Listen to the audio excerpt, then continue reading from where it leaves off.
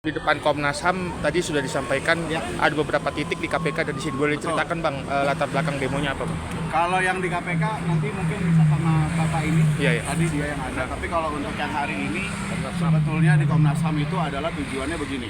Jadi kalau kemudian kita tahu bahwa salah satu mandat Komnas HAM adalah menuntaskan kasus-kasus pelanggaran HAM berat masa lalu, di mana salah satunya adalah penculikan aktivis 9798 yang terduga pelakunya adalah Prabowo, maka seharusnya Komnas HAM juga mengeluarkan sikap atau minimal statement yang jelas, dan kalau di langkah-langkah yang lebih jauh dia mengambil langkah-langkah yang lebih konkret gitu ya, ketika Prabowo di forum publik mengakui secara langsung bahwa dia pernah melakukan tindakan-tindakan itu. Sebetulnya basicnya itu aja. Tapi kemudian kan dalam praktiknya kita tahu Prabowo masih mencalonkan diri jadi presiden, dan Komnas HAM juga tidak pernah mengeluarkan satu patah kata pun terkait hal itu, atau bahkan tidak pernah mengeluarkan satu pernyataan sikap yang konkret terkait hal itu. Jadi ya kayaknya kok jadi kayak tidak menjalankan mandat ya, seperti itu.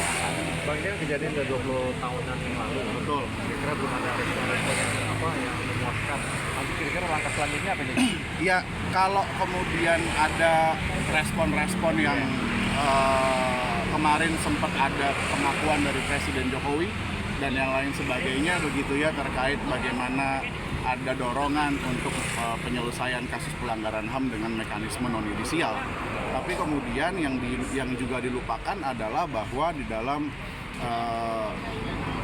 penyelesaian kasus itu tetap ada satu unsur yang harus ditegakkan, yaitu soal kebenaran atau pengungkapan kebenaran. Itu yang selalu dihindari ketika misalkan pemerintah atau negara berbicara tentang penuntasan, dalam tanda kutip penuntasan kasus pelanggaran HAM berat masa lalu atau penuntasan kasus-kasus pelanggaran HAM yang ada dengan mekanisme non-yudisial.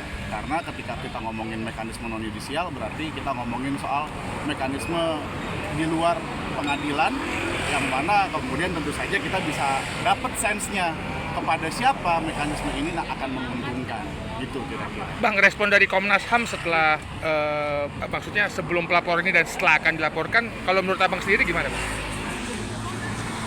Saya tentunya kalau idealnya Komnas HAM seharusnya kemudian menindaklanjuti laporan teman-teman koalisi masyarakat sipil hari ini dengan secara konkret memanggil Prabowo, memintai keterangannya, lalu selanjutnya berkas-berkas dari Komnas HAM yang telah diserahkan ke Kejaksaan Agung pun harusnya ditindaklanjuti juga oleh Kejaksaan Agung. Selama ini kan mandeknya ada di level itu, ya kan?